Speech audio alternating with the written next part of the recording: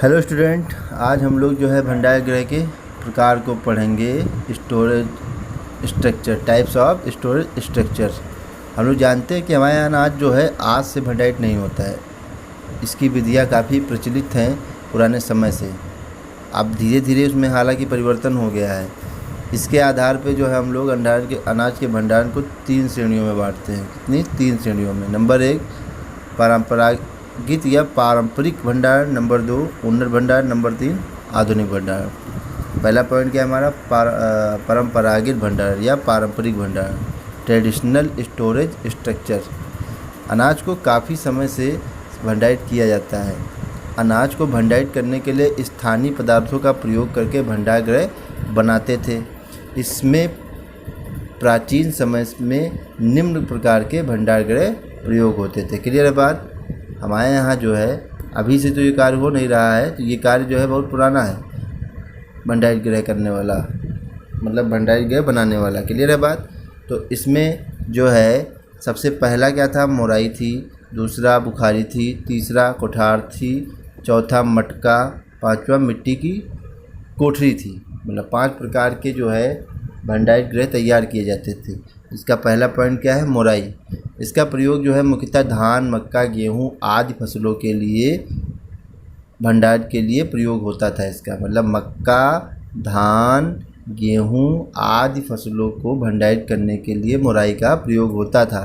ठीक है। मोराई का प्रयोग पूर्वी तथा दक्षिणी भारत में होता था। इसकी भंडारण क्षमता 3.5 से 18 टन होती है। क्लियर है बात? इसमें कैसा मोराई कैसी होती है?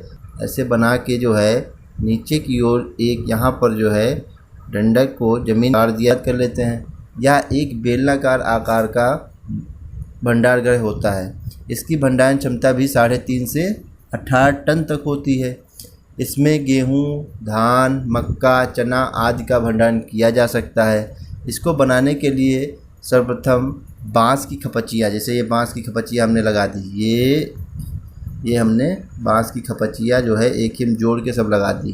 मतलब जो है बेलनाकार टाइप के, एकदम जो है बेलनाकार टाइप का हमने जो बांस की खपचिया लगा दी। बीच में जैसे हम लोग देखते होंगे बांसुरी होती है तो किनारे किनारे से हमारा क्या होता है? कवर होता है। उसी टाइप से जो हम लोग जो है इसको बांस की खपचियों को लगा देते हैं। उसके बाद क्या करते हैं? आकार दे देते हैं। उसके बाद मिट्टी और भूसे को मिलाकर इसके ऊपर जो है मारते हैं। इसके ऊपर मारते क्या मतलब? इसी के सहारे जो है छाप देते हैं तो पूरा ये कवर हो जाता है। पूरा ये कवर हो जाता है और इसके ऊपर फर्श का निर्माण कर देते हैं।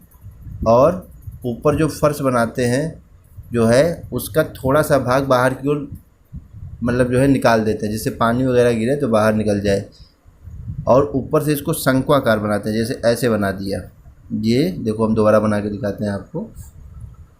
ये कर दिया, ये कर दिया, ये कर दिया, है ना। नीचे जो है इसके लिए सुरक्षा के लिए कुछ लकड़ी के खूंटे या कुछ भी गाड़ सकते हैं आप। उसके बाद आपको ये बन गया, आपका क्या बन गया? बुखारी बन गया। क्लियर है बात? क्लियर है ना? अगली बात हम लोग कर लें कोठार की। कोठार की बात कर लेते हैं। कोठार दिखने में बक्से की तरह होता है, एकदम बक्सा जैसे होता है वैसे ही होता है, जिसकी भंडारण क्षमता 9 से 35 टन होती है। इसमें धान, गेहूँ, मक्का, चना आदि का भंडारण किया जा सकता जाए। 4 लकड़ी के लट्ठे ऐसे बना दिए जाए और 4 लकड़ी के लट्ठों के ऊपर जो है हम क्या करते हैं? इसकी फर्श बना देते हैं। फर्श बना दिया इसकी लकड़ी की। और इसमें जो है हम लोग क्या करते हैं? लकड़ी के पटरों का प्रयोग करते हैं। लकड़ी के पटरों का प्रयोग करके जो है बक्से की नुमा इसको हम लोग पूरा ऐसे कवर कर देते हैं। किसका प्रयोग करते हैं? लकड़ी के पटरों का प्रयोग कर लेते हैं। और ऊपर जो है हम लोग पानी से बचाने के लिए छत को जो है किससे बनाते हैं? धातु की बनाते हैं, किसी न किसी धातु की बनाते हैं। और थोड़ा सा छत को हम बाहर की ओर निकाल देते हैं, जिससे पानी जो है हमारा छत पे ना रुके। क्लियर है बात? ये हमारी क्या हो गई? कोठार हो गई। क्लियर है बात? अगली बात कर लेते हैं मटका।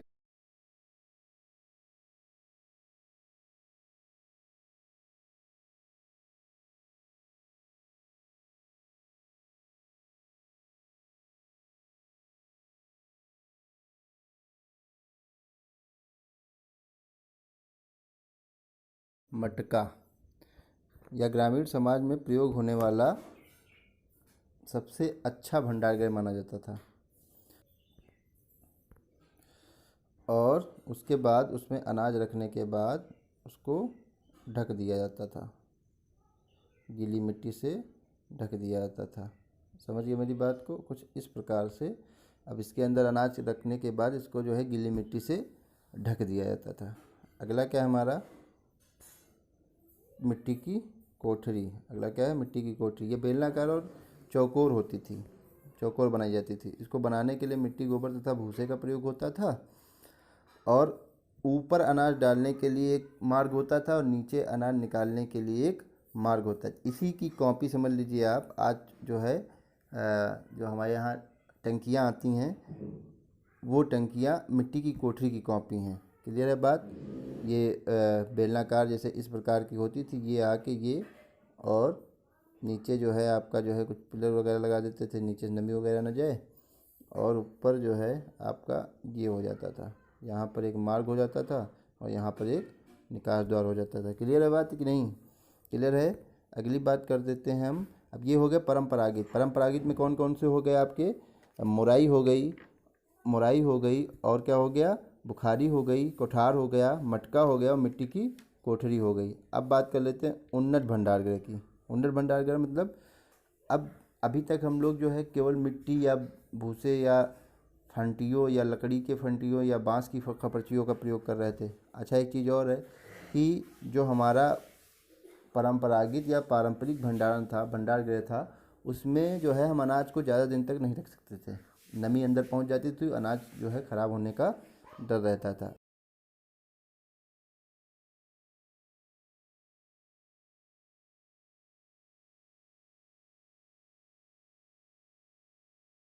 उन्नत उन्नत भंडारगृह में क्या था, यहाँ पर भंडारण में जो है उसकी अवधि और नमी से बचाव के लिए स्थानीय मजबूत पदार्थों का प्रयोग किया, जैसे सीमेंट, ईंट, मिट्टी, पॉलीथीन आदि का प्रयोग कर लेते थे।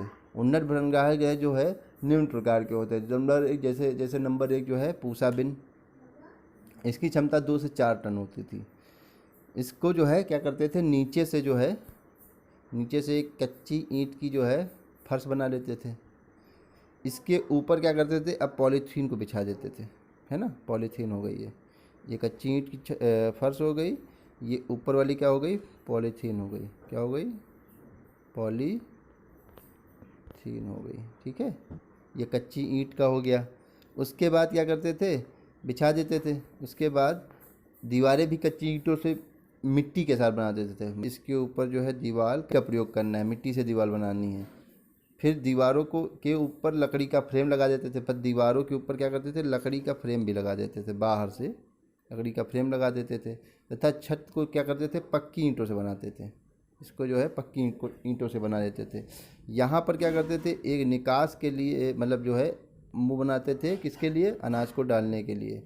और यहाँ पर क्या बनाते थे, अनाज को निकालने के लिए एक मुंह बना देते थे, पाइप लगा देते थे, जिससे अनाज को बाहर निकाला जाता था। क्लियर है बात, समझ गए ना मेरी बात को। मतलब कि पूसा बिन क्या था, पूसा बिन में क्या करते थे कि जो है कच्ची ईंटों का प्रयोग करते थे दीवारों को बनाने के लिए, फर्श बनाने के लिए। पॉलीथीन को बिछा देते थे, कच्ची ईंट के साथ मिट्टी का प्रयोग कर लेते थे हम लोग। और ऊपर छत को बनाने के लिए जो है पक्की ईंटों का प्रयोग करते थे। क्लियर है बात। और ऊपर से जो है एक मुंह बनाते थे अनाज को डालने के लिए, और नीचे एक पाइप लगा देते थे अनाज को निकालने के लिए। क्लियर है बात। अब बात कर लेते हैं पक्की ईंट का बिन। इस भंडारगृह को पक्की ईंटों का बनाया जाता था। क्लियर है।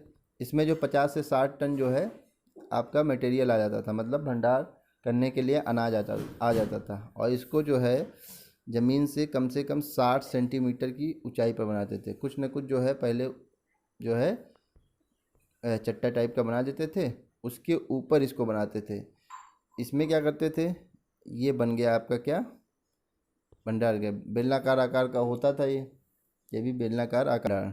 कैप भंडारण को कवर या प्लिंथ नाम से भी जाना जाता है। अनाज को नीचे से नींव बनाकर जो है ऊपर से ढककर भंडारण करते थे। इसमें अनाज को जूट या फाइबर के बोरों में भरकर चट्टा बनाकर लगा देते थे। इसमें जो है 150 टन जो है अनाज थोड़े समय के लिए भंडारित करते थे। क्लियर है बात, समझ गया ना।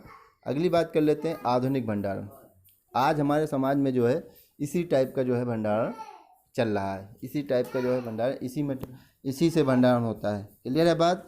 इसका पहला क्या है, गहरी तथा उथले बिन, मतलब कि अगर हम बात करें हमारे घर में जो प्रयोग होते हैं उसकी बात कर रहे हैं यहाँ पर। टंकियाँ जिसको हम लोग कहते हैं, हमारे घर में कुछ इस प्रकार की टंकियाँ प्रयोग होती हैं,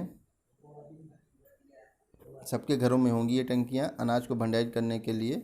ये यहाँ से अनाज डाला गया, यहाँ से निकाल लिया जाता था, है ना। एक ये आकार हो गया, एक ये भी आकार होता है आपके पास, ये आकार यहाँ से खुल भी जाता है, मतलब जो है मुंह नहीं लगा रहता है, यहाँ से खुलने के लिए जो है सिस्टम लगा होता है ना, और नीचे से निकलने के लिए होता है। क्लियर है बात।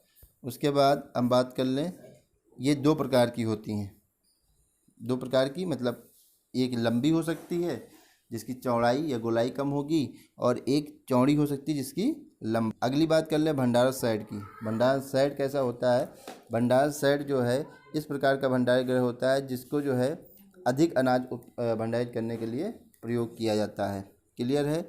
या ईंट तथा छत, ईंट की इसकी दीवारें जो होती हैं वो ईंट की बनी होती हैं, ईंट की बनी होती है दीवारें। क्लियर है। और छत जो होती है इस्पात की चादर की बनी होती है। अनाज को अंदर डालने के लिए बेल्ट का प्रयोग करते हैं तथा निकालने के लिए स्क्रू कन्वेयर का प्रयोग करते हैं। इसकी क्षमता 1000 से 60,000 टन होती है। क्लियर है बात, समझ गए ना मेरी बात को। यह एक प्रकार का इस टाइप का भंडार गृह होता है, मतलब दीवारें कैसी बनी होंगी, आपकी ईंटों की बनी होगी, छत जो बनी होगी आपकी जो है इस्पात की बनी होगी। उसके बाद यहाँ से जो है बेल्टों के द्वारा या जो कैसे भी करके अनाज को डाला जाएगा, और इसको बाद में जो है किससे, स्क्रू कन्वेयर द्वारा निकाला जाएगा। क्या होता है इसमें 1000 से 60,000 टन तक अनाज भंडारित किया जा सकता है। क्लियर है बात, समझ गए ना। अगली बात हम लोग कर लेते हैं लंबवत साइलो की।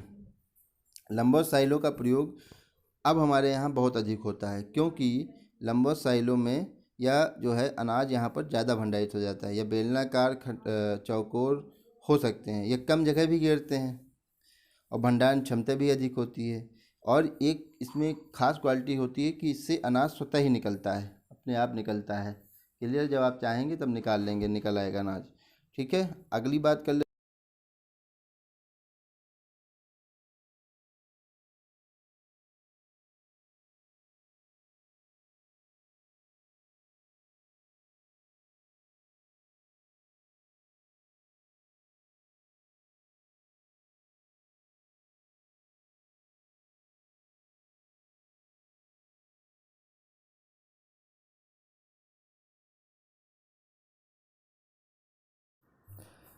अगली बात कर लेते हैं एक्वायर्ड साइलो की। ये जो है लंबवत साइलो की तरह ही होते हैं, लेकिन इनकी चौड़ाई जो होती है वो अधिक होती है तथा लंबाई कम होती है। क्लियर है बात। मतलब कि अगर हम साइलो की बात करें कैसे दिखते हैं, कुछ इस टाइप के दिखते हैं हमारे साइलोज। मतलब जो है ये हो गया, ये हो गया, अगल बगल कई लगे होते हैं। ठीक है। अब क्या है, एक्वायर्ड साइलो की जो है चौड़ाई जो है अधिक हो जाएगी, और लंबवत साइलो की क्या होगी, लंबाई अधिक हो जाएगी। क्लियर है बात। धन्यवाद क्लास।